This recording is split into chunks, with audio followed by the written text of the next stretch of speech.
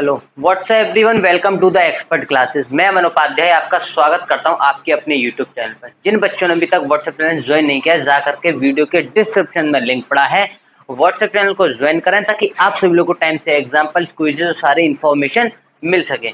यहाँ आपको video solution मिलेगा, वहाँ आपको सारी इन्फॉर्मेशन दी जाएगी कि कौन सी क्लास किस टाइम पर चल रही है। चलिए भाई, क्लास 10th के स्टूडेंट ध्यान दें, हमने लास्ट क्लास में 1.1 कंप्लीट कर ली थी। आज हमारा टॉपिक है 1.2। 1.2 की आज हम स्टार्टिंग करेंगे, ठीक है। तो उससे पहले मैं आपको बता दूं, जिन बच्चों ने अभी तक अमन उपाध्याय टॉप सब्सक्राइब नहीं किया है, जाकर के पहले उसे सब्सक्राइब कर लें। अगर कुछ नया सीखना चाहते हो, आप इस चैनल को सब्सक्राइब कर लो, आपको नई नई जानकारी हम देते रहेंगे, ठीक है। आप इसे जरूर कर लेना। चलिए भाई, तो अब स्टार्ट करते हैं क्लास 10 के स्टूडेंट। चलिए सबसे पहले बेटा ये देखो, एक्सरसाइज 1.2 को स्टार्ट करने से पहले मैं आपको बता देता हूँ, ये आपकी चल रही है एक्सरसाइज 1.2। यहाँ हम डाल देते हैं एक्सरसाइज 1.2, ठीक है। हमने 1.1 में एचसीएफ एलसीएम निकालना सीखा था, हमने वहाँ अच्छे तरीके से सीख लिया था, हमने क्वेश्चन भी किए थे, एग्जाम्पल्स भी किए थे, ठीक है। तो वहाँ आप अच्छे से समझ गए होंगे। अब हम यहाँ पे भी एचसीएफ और एलसीएम ही निकालेंगे, लेकिन गुणनखंड तरीके से। कैसे, अब मैं आपको समझाता हूँ। सबसे पहले आप इसे समझो, अंकगणित की आधारभूत प्रमेय। अंकगणित की आधारभूत प्रमेय क्या कह रही है, देखो सुनो ध्यान से। प्रमेयों को आप लोग पढ़ा करो ताकि आपको चीजें क्लियर हो। कंसेप्ट इन प्रमेयों में सबसे ज्यादा कंसेप्ट रहते हैं, अगर आप इनको सीख जाओगे तो आपको कोई दिक्कत ही नहीं आएगी, ठीक है। तो पढ़ते हैं। प्रत्येक भाज्य संख्या को अभाज्य संख्याओं के एक गुणनफल के रूप में व्यक्त यानी कि गुणनखंडित। देखो सुनो, बात किसकी हो रही है, यहाँ भाज्य संख्या की बात हो रही है। हमें इतना पता पड़ गया कि यहाँ भाज्य संख्या की बात हो रही है। किसकी बात हो रही है, भाज्य संख्या की। तो प्रत्येक भाज्य संख्या को अभाज्य संख्याओं के गुणनफल के रूप में गुणनखंडित किया जा सकता है। अब देखो, भाज्य संख्या कौन सी होती है, हमें उनके गुणनखंड करने हैं। भाज्य संख्या भाज्य संख्या किसे कहते हैं, जो किसी और से भी कटे, खुद से तो कटे ही कटे, कुछ ही किसी और से भी कटे, जो भाज्य नहीं होती है। कहने का मतलब यह है, भाज्य संख्या वो होती हैं जो अभाज्य नहीं होती हैं। अब देखो एग्जाम्पल मैं आपको बताता हूँ। जैसे हम ले लेते हैं, हाँ भाई, हम कैसे लेते हैं, हम लेते हैं आपके 24 को, ठीक है। 24 को हमने ले लिया। अब हमें इसके क्या करने हैं, गुणनखंड करने हैं। तो भाई करो, 2 से काटेंगे 12, फिर 2 से काटेंगे 6, फिर 2 से काटेंगे 3, और फिर 3 से काटेंगे 1। ये आपका हो गया, ठीक है। तो ये भाज्य संख्या थी, हमने इसके गुणनफल किए। तो उसने ये बोला था कि प्रत्येक भाज्य संख्या को अभाज्य संख्याओं के एक गुणनफल। मुझे ये बताओ, ये अभाज्य संख्या ही तो है जो 2 किसी से नहीं जाती, सिर्फ खुद से जाती है, 3 किसी से नहीं जाती, खुद से जाती है। तो इनके जो वो हैं गुणनफल हैं, वो जो इन्हें जो काट रहे हैं वो अभाज्य है नहीं है। ऐसा तो नहीं हो सकता कि मैं 24 को डायरेक्ट 12 से काट दूं कि 12 दूनी 24। भाई पहले मैं भाज्य ही तो लूंगा। सिक्वेंस ही यही रहता है कि पहले छोटी संख्या ली जाती है, और छोटी संख्या जो होती है 2 और 3, ये होती है अभाज्य।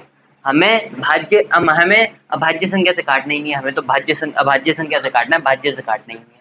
भाई काटने को तो मैं 24 को, ये भाज्य है, भाज्य से काट सकता हूँ 12 दूनी 24, लेकिन सिक्वेंस तो हमारा ये नहीं कहलाता ना। सिक्वेंस तो हमारा ये कहलाता है कि भाई 2 से पहले कटेगा, फिर 2 से कटेगा, फिर 2 से कटेगा, फिर 3 से कटेगा।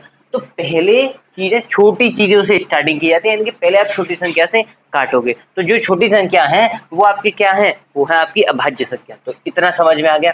अब देखो, किया जा सकता है, ठीक है, आगे बढ़ते हैं। तथा यह गुणनखंडों के आने वाले क्रम के बिना अद्वितीय है। इसका क्या मतलब है, इसका मतलब यह है, मुझे एक बात बताओ कि मैं एक काम करता हूं, इसे 24 को पहले 3 से काट लूं, 3 अट्ठे 24, 2 चौका 8, 2 दूनी 4, 2 एकम 2। अब एक चीज देखो, यहाँ 12 है, नहीं है, 6 नहीं है, 3, मतलब ये चीज बदल गई। लेकिन लेकिन आपके ये 3 चीजें ये एक सी रही, यानी कि इस वाले का अगर हमने गुणनखंड किया 24 का, तो इसका क्या आया, 2 × 2 × 2 × 3। कहने का मतलब ये है कि 2 की घात 3 × 3 की घात 1, इसका ये बना। अब इसे देखते हैं, इसका क्या है इस वाले 24 का, 3 × 2 × 2 × 2, 2 की घात 3 × 3 की घात 1। क्या इसमें और इसमें कोई अंतर है? इसमें और इसमें कोई अंतर नहीं है। कहने का मतलब यही है इसका कि तथा यह गुणनखंडों के आने वाले क्रम के बिना, क्रम यानी कि क्रम कोई सा भी ले लो, चाहे 2 पहले ले लो या 3 पहले ले लो, क्रम के बिना अद्वितीय। अद्वितीय का मतलब होता है, इस वर्ड का मतलब होता है अद्वितीय, मतलब अनेक हल नहीं निकलेंगे, हल इनका एक ही निकलेगा। अद्वितीय यानी दूसरा हल नहीं निकल सकता, इकलौता एक ही हल है कि 2 की घात 3, 3 की घात 1, 3 की घात 1 या 2 की घात 3। यहाँ भी 2 की घात 3 है, यहाँ भी 2 की घात 3 है, यहाँ 3 की घात 1 है तो यहाँ भी 3 की घात 1 है। ऐसा नहीं हो सकता है कि अगर आपने ये पलट दिए तो यहाँ 3 की घात 3 हो जाए और 2 की घात 1 हो जाए। ठीक है, तो एक आप इसे नोट करिए, फिर मैं आपको क्वेश्चन कराता हूँ।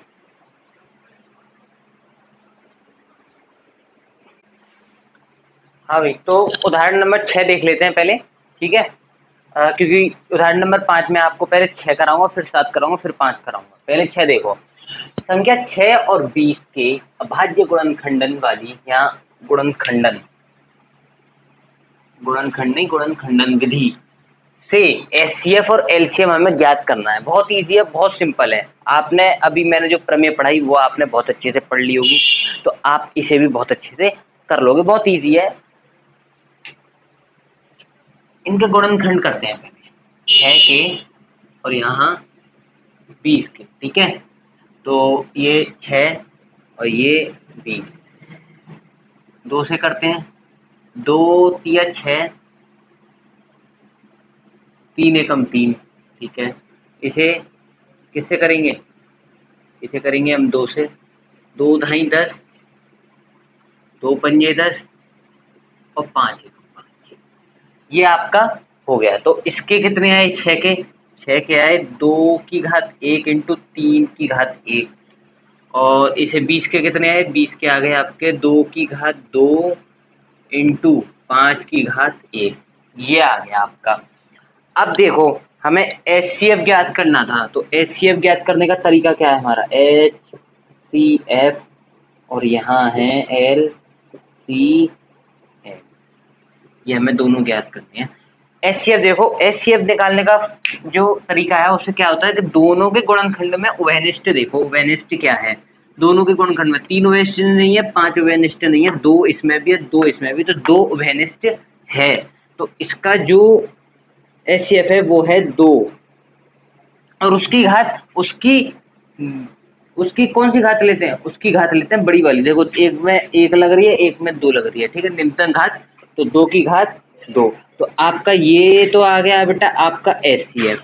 अब बात करते हैं एलसीएम की। एलसीएम क्या है इसमें, एलसीएम जितने आपको, जैसे आपको यहाँ और यहाँ जितने आपको संख्या दिख रहे हैं, जितने आपके गुणनफल दिख रहे हैं, गुणनखंड दिख रहे हैं, वो सारे लिख दो, 2, 3 और 5। यानी कि 2 की घात 2, 2 × 3 × 5, 2 की जो बड़ी घात है, न्यूनतम घात है 2, 3 की घात 1, 5 की घात 1।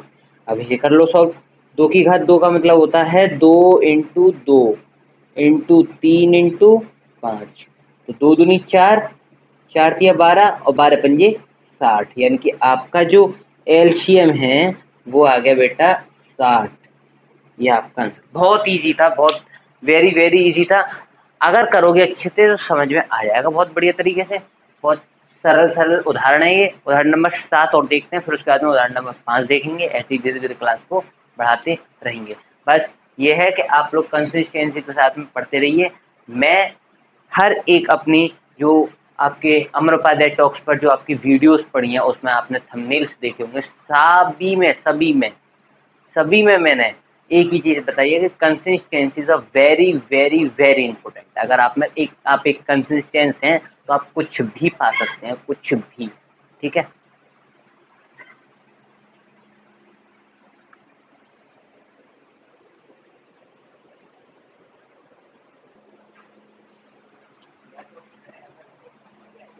हाँ भाई। तो एग्जाम्पल नंबर 7 देखते हैं।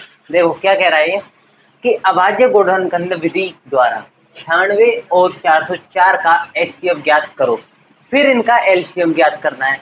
अब देखो आप ये मत समझना कि इसका एचसीएफ ज्ञात करके और फिर एलसीएम ज्ञात करना है जैसे सर ने पहले कराया था। देखो सुनो, करना तो वैसे ही है, लेकिन क्वेश्चन का अपना अपना तरीका है, वो कुछ और तरीके से करवाना चाह रहा है एलसीएम। एचसीएफ तो आपको वैसे ही निकालना है जैसे आपने सीखा है अभी तक, लेकिन आपको अब एलसीएम एक नए तरीके से निकालना है। और वो नया तरीका क्या है? वो नया तरीका ये है कि HCF into LCM is equal to A into B. ये है वो नया तरीका। इस सूत्र को याद कर लो। इस सूत्र के जरिए से आप इसका एलसीएम निकालेंगे। पहले हम एचसीएफ निकालते हैं, चलो ठीक है। पहले इनके गुणनखंड करते हैं 96 के और 404 के, ठीक है। 2 से 48 बार गया, ठीक है।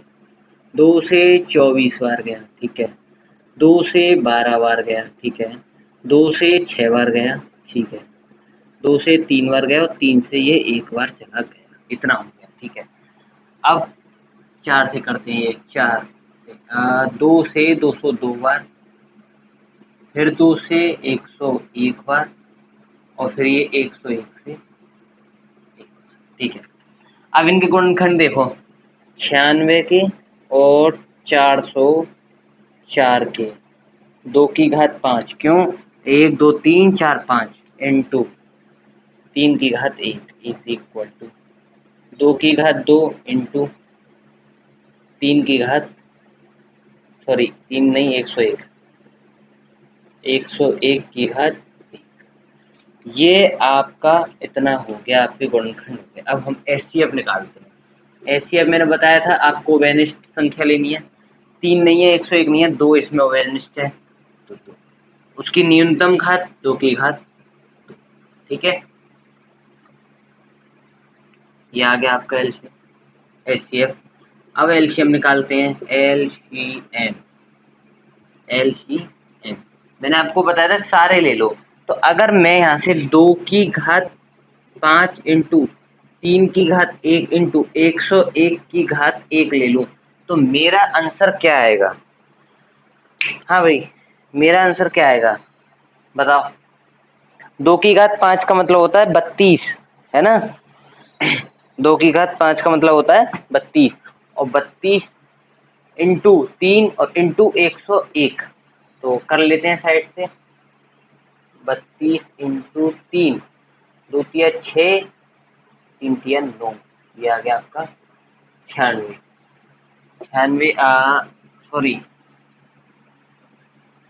हाँ ये आ गया आपका 96।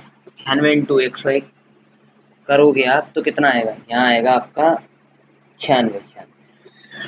ये आपका आंसर है। लेकिन मैंने आपको बोला ना कि एलसीएम आपको पहले की तरह नहीं निकालना है, एलसीएम इस तरीके से निकालना है। तो हम क्या करेंगे, देखो साइड से मैं आपको यहाँ बता देता हूँ, ऊपर वाले सूत्र के तरीके से। ये वाला इसमें रॉन्ग है। अब मैं जो कर रहा हूँ वो करना है आपको। इस वाले सवाल, इस वाले में ये रॉन्ग तरीका नहीं है, इसे आप कर दोगे तो वो नंबर दे देगा। लेकिन जो तरीका है, जो उसने बोला है, जिस तरीके से कहा है कि आपको ऐसे ही करना, तो आपको ऐसे ही करना, बहुत ईजी है। देखो एचसीएफ फॉर्मूला क्या है? एचसीएफ इंटू एलसीएम, ठीक है, is equal to A into B, ठीक है। एचसीएफ क्या है हमारा? एचसीएफ निकला था हमारा 2 की घात 2, यानी कि 2 दूनी 4, या 4 लिख लेते हैं, इंटू एलसीएम हमें निकालना है, ठीक है। ए हमारा क्या है? ए हमारी ये संख्या है, बी हमारी ये संख्या, तो 96 इंटू 404, ठीक है, इतना आ गया। अब क्या करते हैं? LCM is equal to 96 into 404, यहाँ 4 आ गया, आ गया। अब देखो 4 से 404 101 बार चला जाएगा और 101 का इंटू 96 में करोगे तो 96 आ जाएगा। आंसर वही आया, जो ये था वही आंसर आया। तो बस तरीका बदल गया हमारा क्वेश्चन की वजह से, क्योंकि क्वेश्चन का कहने का ही तरीका अलग था कि अभाज्य गुणनखंड विधि द्वारा 96 और 404 का HCF ज्ञात करो, फिर इनका एलसीएम ज्ञात करो। यानी कि HCF के बाद में अगर एलसीएम ज्ञात करवाए तो आपको इस तरीके से करना है। अगर वो कह देता है कि 96 और 404 का HCF और एलसीएम दोनों ज्ञात करो, एक साथ बोल देता है, तो आपको इस तरीके से करना है। ठीक है, तो आई होप कि आप सभी लोगों को बहुत अच्छे समझ में आ गया होगा। अब हम उदाहरण नंबर 5 को करते हैं फिर। ठीक है, चलो उतारो इसे। हाँ भाई, तो देखो आपका एग्जाम्पल नंबर 5 का कह रहा है, संख्याओं में 4n पर विचार कीजिए कि जहां n एक प्राकृत संख्या है। ठीक है, 4n पर विचार कीजिए कि जहां n एक प्राकृत संख्या है। जांच करो कि क्या n का कोई मान है जिसके लिए 4n अंक शून्य पर समाप्त होता हो। थोड़ा सा क्रिटिकल कंडीशन बना दिया इन्होंने, घुमा दिया है क्वेश्चन को, लेकिन क्वेश्चन बहुत इजी है। देखो मैं आपको समझाता हूँ, आप लोगों की समझ में शायद कम आया हो, लेकिन मैं आपको समझा दूंगा बहुत अच्छे से। देखो सुनो, दोबारा से पढ़ते हैं, रिपीट अगेन, तब हमें समझ में आएगा। संख्याओं 4n पर विचार कीजिए। 4n 4n, ठीक है, लिख लेते हैं यहाँ 4n।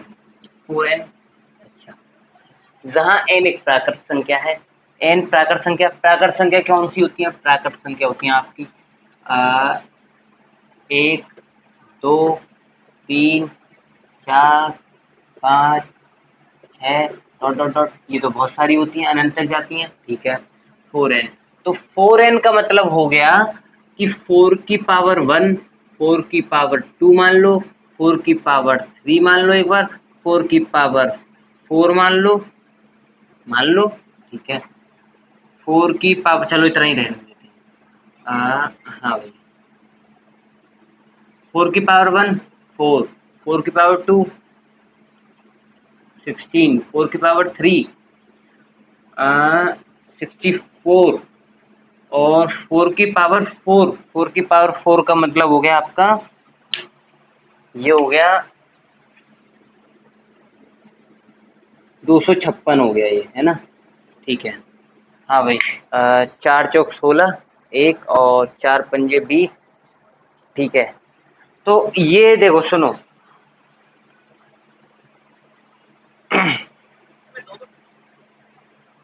हाँ भाई, तो 4 की पावर 1, 4 की पावर 2, 4 की पावर 3, 4 की पावर 4, इतना आ गया।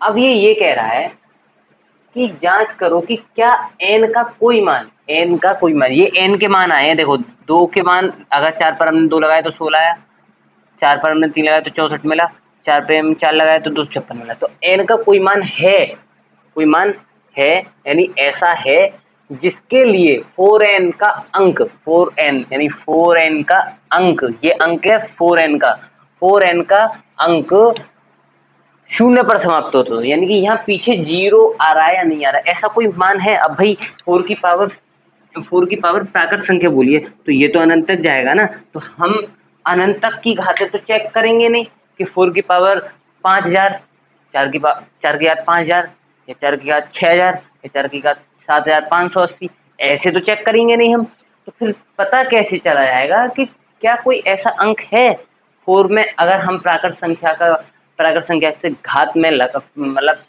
4 में घात लगाते हैं प्राकृत संख्या का, तो क्या ऐसा कोई अंक आएगा जो 0 पर समाप्त होता हो? ये क्वेश्चन आपसे कह रहा है। अब 0 का मतलब क्या है, लास्ट में 0 का मतलब समझो। देखो सुनो ध्यान से, 0 का मतलब 10 20 30 40 50।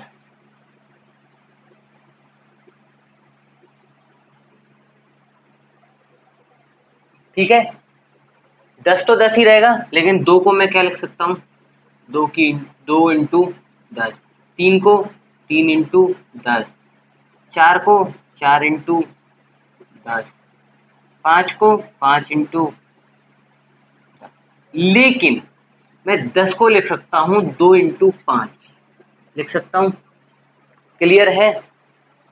जब मैं 10 को 2 इंटू 5 लिख सकता हूँ, ध्यान से समझना, जब मैं 10 को 2 इंटू 5 लिख सकता हूँ, तो इसमें 20 को, इस 20 को मैं क्या लिखता हूँ 2, और 10 को मैं लिख सकता हूँ 2 इंटू 5 इंटू 2 इंटू 2 इंटू 5 लिख सकता हूँ। ठीक है, क्लियर है। 3 को 3 इंटू 2 इंटू 5, क्योंकि ये 2 इंटू 5 तो 10 है ना, ये देखो ये ऊपर है ना, तो 4 को मैं लिख सकता हूँ 2 इंटू 2, ये तो 4 हो गया, और 10 को 2 इंटू 5, ठीक है। 5 को मैं क्या लिख सकता हूँ, 5 को मैं लिख सकता हूँ, इस 5 को मैं लिख सकता हूँ 5 इंटू 2 इंटू 5, ठीक है। अगर मैं यहाँ 100 ले लेता हूँ, भाई हमें 0 ही तो लेनी है, अंतर ले लो, 100 ले लो, 110 ले लो, 120, 100 ले लेता हूँ, तो 100 को मैं 10 इंटू 10 लिख सकता हूँ पहले तो फिर इस 10 इंटू 10 को मैं लिख सकता हूँ 2 इंटू 5, 2 इंटू 5। इतना क्लियर है? तो कहने का ये मतलब है, देखो अब सुनो, लास्ट में जिन जिन संख्याओं के बीच में, लास्ट में जिन जिन संख्याओं में 0 आया, वो ऐसी होंगी 10, 20, 30, 40, 50, 60,000, 2,000, 2,500, 2,500 में भी तो पीछे 0 है, तो उसमें आपको क्या मिल रहा है भाई, अगर पीछे 0 है तो वो 10 से गुणा हो रही होगी, उसमें 10 का गुणा जरूर हो रहा होगा, और 10 का गुणा हो रहा है तो उसके गुणनखंड के अंदर, गुणनखंडों के अंदर 2 इंटू 5 जरूर आ रहा होगा। नहीं समझे? दोबारा समझो, अगर लास्ट में किसी संख्या के लास्ट में 0 है तो उसका गुणा 10 से हो रहा होगा, ये तय है, 10 से हो रहा होगा, ठीक है। और 10 से गुणा जब हो रहा है तो जब वो 10 उसमें शामिल है तो उसके गुणनखंड के अंदर 2 इंटू 5 जरूर शामिल होगा। तो हमने क्या पकड़ा, हमने यहाँ पकड़ा 2 इंटू 5, 2 इंटू 5, 2 इंटू 5, यानी कि 4n के जो 4n का मान है, अगर उसमें कहीं भी लास्ट में 0 आ रहा है तो उसके गुणनखंडों में 2 इंटू 5 मिलना अनिवार्य है। समझे? नहीं समझे? जैसे अगर मैं 4 का करता हूँ तो 2 इंटू 2 आता है, नहीं आता? इसका करता हूँ तो क्या आता है, इसका आता है 2 इंटू 2 इंटू 2 इंटू 2, 2 दूनी 4, 4 दूनी 8, 8 दूनी 16। इसका क्या आता है, इसका आता है 2 इंटू 2 इंटू, मतलब इस तरीके से आता है। तो इनके बीच में कहीं ना कहीं अगर 2 इंटू 5 आपको मिल जाता है कहीं भी, अगर मैं कहता हूँ यहाँ इतनी लंबी चौड़ी संख्या है और उसका गुणनखंड कर रहे हो, बोर्ड बढ़ जाए तुम्हारा पूरा। अगर कहीं भी एक बार भी, मैं कह रहा हूँ बार बार नहीं, 1000 बार नहीं, सिर्फ एक बार कहीं भी 2 इंटू 5 मिल गया और 2 इंटू 5 मिल गया तो उसका मतलब है 10 मिल गया, और 10 मिल गया तो इसका मतलब यह है कि उस संख्या के पीछे 0 जरूर होगा। तो हमने क्या पकड़ा, 2 इंटू 5 पकड़ा। क्या पकड़ा? 2 इंटू 5 पकड़ा। तो ये तो आपका मेथड सिर्फ मैंने समझाने के लिए बताया इस क्वेश्चन को। अब आप पेपर में कैसे करोगे वो मैं आपको बताता हूँ, ठीक है। इसे मैं पहले रफ करता हूँ।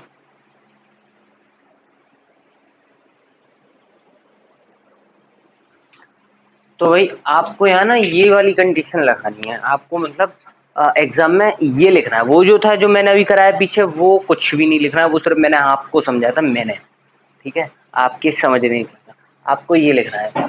तो यदि किसी संख्या के अभाज्य गुणनखंडों में, ये मेन लाइन ध्यान सुनना, यदि किसी संख्या के अभाज्य गुणनखंडों में 2 तथा 5 अनिवार्य रूप से उपस्थित है तो संख्या 0 पर समाप्त होगी, जैसा कि मैंने आपको बताया। अब यहाँ तो लेकिन इसने ये दे रखा है 4 की पावर n, यहाँ तो इसने 4 की पावर n दे रखा है, ठीक है। तो 4 की पावर n का मतलब हो गया 2 की पावर n इंटू 2 की पावर n, यही तो हुआ। तो एक बात बताओ, यहाँ कहीं आपको 4 के जब मैंने गुणनखंड किए तो 5 मिला? नहीं मिला ना। तो बस इतना ही करना था मैं, और कुछ भी नहीं करना था। ये आपका सवाल यही कंप्लीट हो गया। तो आपका यही आपका कंप्लीट हो गया। इसे 2 इंटू 2 पुस्तक में n, ऐसे भी हम इसे लिख सकते हैं। अब इसके लिए आपको लिखना है कि 4n के अभाज्य गुणनखंडों में 5 शामिल नहीं है। 4n के अभाज्य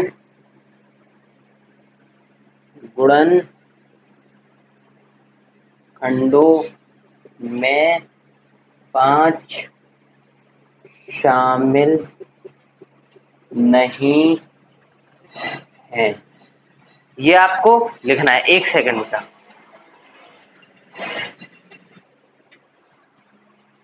5 शामिल नहीं है तो n के किसी भी मान के लिए 4n शून्य समाप्त नहीं होगा।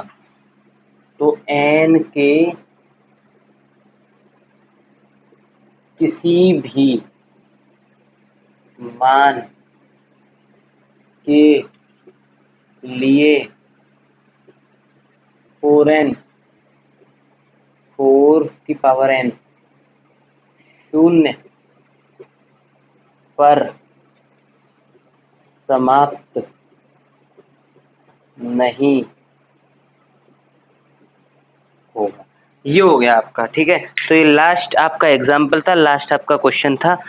आई होप कि आप सभी लोगों को बहुत अच्छे से समझ में आया होगा। तीनों उदाहरण हमने कर लिए, 5, 6, 7। 8वां उदाहरण आपको होमवर्क में करना है, बहुत ईजी है। उसमें 3 है, तीनों के एचसीएफ और एलसीएम निकालने हैं, सिंपल तरीके से निकालने हैं जैसे मैंने आपको सिखाया था, ठीक है। तो आप करते रहिए, आपका हो जाएगा। चलो भाई खत्म करते हैं यही क्लास।